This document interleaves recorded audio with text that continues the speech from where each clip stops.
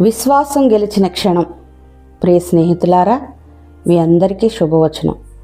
న్యాయాధిపతుల గ్రంథం 1వ అధ్యాయం 15వ వచనం.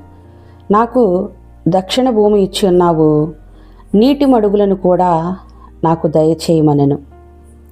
అక్స తన తండ్రికి చెప్పింది, దక్షిణ భూమి ఇచ్చావు, కానీ దానికి నీరు కావాలి.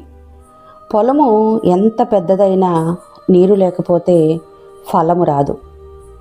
అదేవిధంగా మన ఆత్మీయ జీవితంలో కూడా మనకు పరిచర్యలు, బహుమతులు, స్థలం, అవకాశాలు ఉన్న దేవుని వాక్యము, పరిశుద్ధాత్మ జలములు లేకుంటే ఫలితాలు ఉండవు.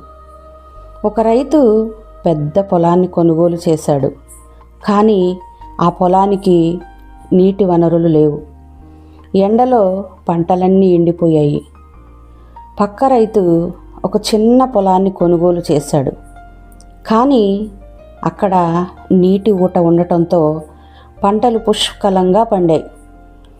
పొలం పరిణామం కాదు, నీరు ఉన్నదా అన్నది ముఖ్యమైనది.